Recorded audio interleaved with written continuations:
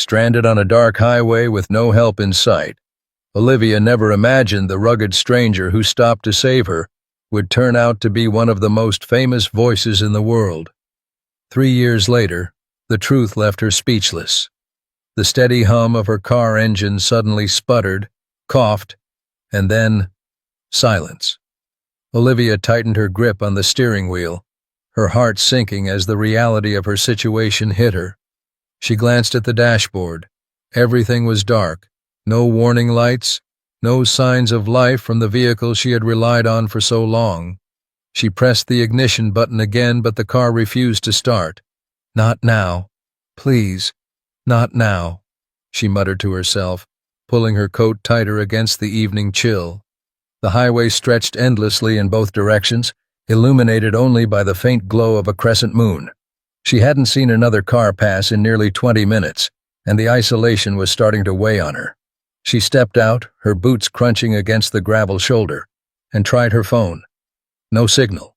She held it high, turning in a slow circle as if one more step might magically connect her to civilization. But the screen remained stubbornly blank.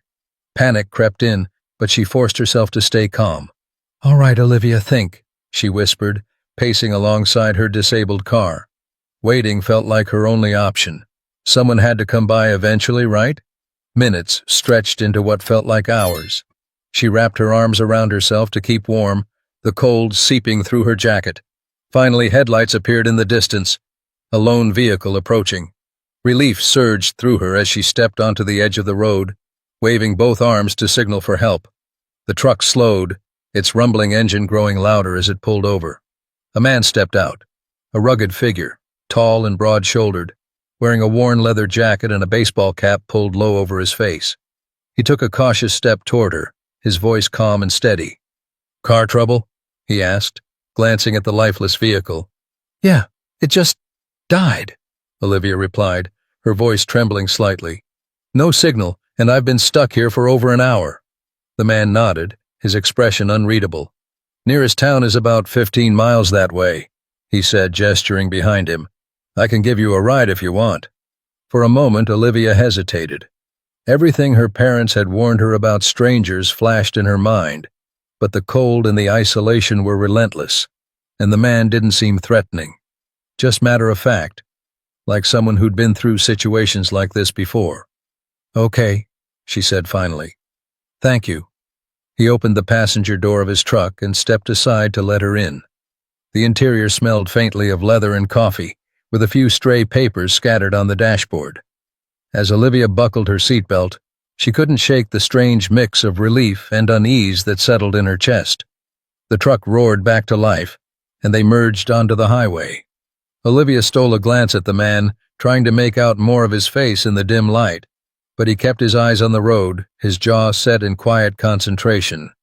"I didn't know it yet, but that ride would change my life forever." The truck's engine hummed steadily, filling the silence between them. Olivia shifted uncomfortably, unsure of what to say. She stole another glance at the man, his hands gripping the steering wheel with a relaxed firmness, his eyes focused on the road ahead. His cap cast a shadow over most of his face, but what little she could see seemed rugged, weathered, like someone who'd spent a lot of time outdoors. "Thanks for stopping," Olivia said finally, her voice breaking the stillness. "Not many people would." The man gave a small nod. "It's a lonely stretch of road. Leaving someone out here wouldn't sit right with me." His voice was deep but gentle, carrying an unspoken authority. Olivia found it oddly reassuring, though she still felt the tension of being in a stranger's truck. She glanced out the window at the passing darkness, trying to distract herself from her nerves. "What brings you out this way so late?" he asked, his eyes never leaving the road. "I was heading back to Tulsa," she replied. "Visited a friend for the weekend. Guess I pushed my car a little too hard." He nodded again, as if mentally filing away the information. "Cars are funny that way, break down when you least expect it." A small smile tugged at her lips. "Yeah, I've noticed." For a moment they fell into silence again. Olivia felt the weight of the quiet, heavy and pressing, like it demanded to be filled. She glanced at him, searching for something else to say. "Do you live around here?" she ventured. "Not really. he replied vaguely. Just passing through. The answer left her with more questions, but something about his tone told her not to pry. Instead, she focused on the warmth of the truck's heater and the rhythmic thrum of the tires on the asphalt. It was better than being stranded in the cold, and for now, that was enough. The highway stretched on, the occasional flicker of distant lights, the only indication they were getting closer to civilization. Olivia found herself growing more curious about the man. There was an air of mystery about him, not the kind that raised alarm, but the kind that made you wonder what story someone like him carried. "Do you do this often?" she asked. "Helping people, I mean." He let out a low chuckle, the first real emotion she'd heard from him. "Not really. I guess tonight's your lucky night."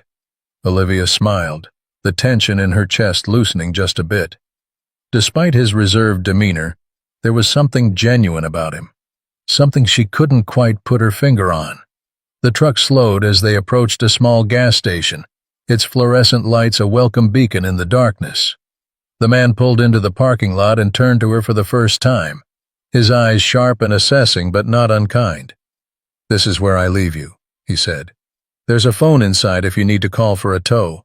The attendant can probably help you out." Olivia hesitated, caught off guard by the sudden end to their journey. "Oh, okay. Thank you, really." He nodded, already reaching for the door handle. "Take care of yourself." As she stepped out of the truck and into the glow of the gas station lights, Olivia turned back, hoping to catch another glimpse of him. But he was already pulling out of the lot, the taillights of his truck fading into the night. At the time, he was just a kind stranger. "I never thought I'd see him again." The gas station attendant was friendly enough, offering her the use of the phone and a hot cup of coffee while she waited for a tow truck. Olivia found herself recounting the evening in snippets, glossing over the details of the man who had given her a ride. Somehow she didn't feel the need to explain much. To her, he was just a passing moment, one of those rare acts of kindness you stumble upon when you least expect it. A few hours later, her car was hauled away, and she was finally on her way home. Life resumed its usual rhythm, and the strange, quiet ride with the mysterious man faded into the background. Olivia told the story a handful of times, at brunch with her friends, on a call with her mom, but it always felt incomplete. "Some guy in a truck," she would say, shrugging off the curiosity in their questions. "I didn't even get his name." Days turned into months, and eventually she forgot about the night altogether. Her career in marketing kept her busy, and weekends were filled with errands and occasional road trips. Life moved forward as it always does, with its blend of joys, challenges, and the mundane. But there were moments when she thought back to that stretch of highway. Usually it was during long drives or late nights when her mind wandered. She'd wonder who he was, what his story might have been.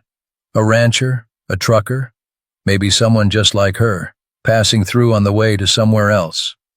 The questions were fleeting, quickly replaced by more pressing concerns. 3 years later, Olivia was lounging on her friend Carly's couch in Dallas. It was one of those lazy Sundays where everyone stays in their sweatpants, ordering takeout and half-watching TV. Carly had queued up a podcast, something about science and comedy, and Olivia was only half listening, scrolling through her phone as the familiar voice of the host filled the room. "Have you heard of this guy?" Carly asked, gesturing toward the screen. "He's hilarious and smart, like scary smart." Olivia glanced up, her attention snapping to the voice. There was something unmistakable about it, calm, deep, and measured. Her phone slipped from her hand as she sat up straighter, her heart thudding in her chest. The man on the screen was laughing, gesturing animatedly as he spoke. The cap was gone, replaced by a bald head and a polished demeanor. But it was him. It had to be him. Who is that?" Olivia asked, her voice barely above a whisper. Carly frowned, puzzled by her reaction. "Joe Rogan. You seriously don't know him? He's like the biggest podcaster in the world. Where have you been?" But Olivia wasn't listening. She was staring at the screen, her mind racing. The rugged man in the pickup truck, the quiet drive down that lonely highway. It was all coming back crystal clear, and yet impossible to believe. At that moment, everything clicked, and I couldn't believe what I was seeing. Olivia couldn't tear her eyes away from the screen. Joe Rogan. The name was vaguely familiar, but she'd never paid much attention to the podcasting world. Yet here he was, larger than life, talking with a guest about something scientific and philosophical in the same breath. Her thoughts swirled, memories crashing into one another. The man who had pulled over that night, the calm voice, the rugged demeanor, the air of quiet confidence, it all matched. She could practically hear him saying, "Leaving someone out here wouldn't sit right with me." It was him. It had to be him. "Are you okay?" Carly asked, waving a hand in front of Olivia's face. I think I've met him before," Olivia murmured, more to herself than to Carly. "What? Joe Rogan? No way!" Carly laughed, but Olivia wasn't smiling. Her mind was already piecing together every detail from that night, playing it back like a movie she hadn't seen in years. She recounted the story to Carly, who listened with wide eyes and a growing smile. "Olivia, do you know how crazy that sounds? I mean, Joe Rogan gave you a ride? That's insane." "Yeah, insane," Olivia echoed, still trying to wrap her mind around it. She felt a strange mix of emotions, gratitude, disbelief, and a tinge of embarrassment for never realizing it sooner. But more than anything, she felt a deep sense of awe. Here was a man who was, by all accounts, a massive public figure, yet he had stopped to help her without a second thought. No fanfare, no mention of who he was, just pure, selfless kindness. Over the next few days, Olivia fell into a rabbit hole of Joe Rogan's content, trying to confirm what she already knew in her gut. His voice was unmistakable, and the way he spoke on his podcast matched the calm, thoughtful demeanor of the man who had driven her that night. There was no doubt. It was him. Olivia couldn't stop thinking about the way he had quietly left her at the gas station, asking for nothing in return. It wasn't just the kindness that struck her. It was the humility. He could have said, "Hey, I'm Joe Rogan," and turned it into a moment about himself. But he didn't. He simply helped and left, like it was the most natural thing in the world. The more I thought about it, the more it felt like a lesson, a reminder that the greatest acts of kindness are often the quietest. The realization stayed with Olivia, gnawing at her thoughts in the quiet moments of her day. It wasn't just about recognizing who Joe Rogan was. It was about the kind of person he had shown himself to be that night, someone who acted out of pure decency, expecting nothing in return. She started noticing things differently. A stranger holding the door at the coffee shop, a cashier offering a warm smile, a neighbor bringing in someone's trash cans on a windy day. Small acts of kindness that she might have brushed off before now felt significant. They reminded her of that night on the highway and the man who'd gone out of his way to help her when he didn't have to. Olivia decided to share the story more intentionally, weaving it into conversations and even writing a reflective post about it on her blog. She didn't name Joe Rogan directly. It felt more meaningful to keep the focus on the act itself. She wanted people to understand how even the simplest gesture could leave a profound impact on someone's life. Her post gained traction, resonating with readers who shared their own experiences of receiving help from strangers.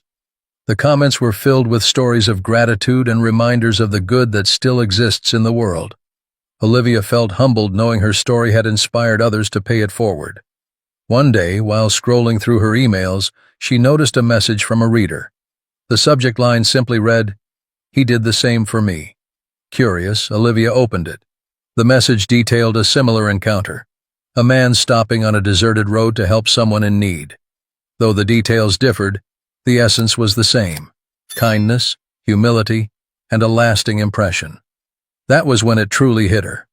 It wasn't just about who Joe Rogan was as a public figure. It was about who he was as a person. Someone who understood the ripple effect of a simple, thoughtful act. Someone who saw helping another person not as a burden, but as a basic responsibility. Olivia sat back, reflecting on the full circle this moment had come to represent. She realized she'd been given more than just a ride that night. She'd been given a story, a lesson, and a renewed belief in the quiet power of kindness. That's when I decided it wasn't enough to just be grateful. I had to do the same for someone else. The story of that quiet night on the highway became a cornerstone of Olivia's perspective on life. She started paying more attention to the small opportunities to make a difference, whether it was offering someone a ride, lending a helping hand, or simply listening when someone needed to talk. She didn't have the platform or fame of someone like Joe Rogan, but she understood now that kindness didn't need an audience to matter. It only needed intention. One evening, Olivia sat down and wrote a simple note to herself. Be the stranger someone remembers for the right reasons. She placed it on her fridge, a daily reminder to carry that spirit of generosity forward. Stories like hers aren't just about the people involved. They're about the ripples they create. The truck that stopped on the highway set off a chain reaction, touching not just Olivia's life, but countless others who heard her story and felt inspired to act. It's a reminder that we're all part of something bigger, connected by the choices we make and the kindness we show. To anyone hearing this story today, what's one thing you can do to be someone's reason to believe in good? It doesn't take fame, fortune, or fanfare. It just takes a moment of compassion. And if this story resonated with you, don't forget to share it. Let's keep the ripples going. Sometimes the smallest act of kindness can change a life, and you may never even know it.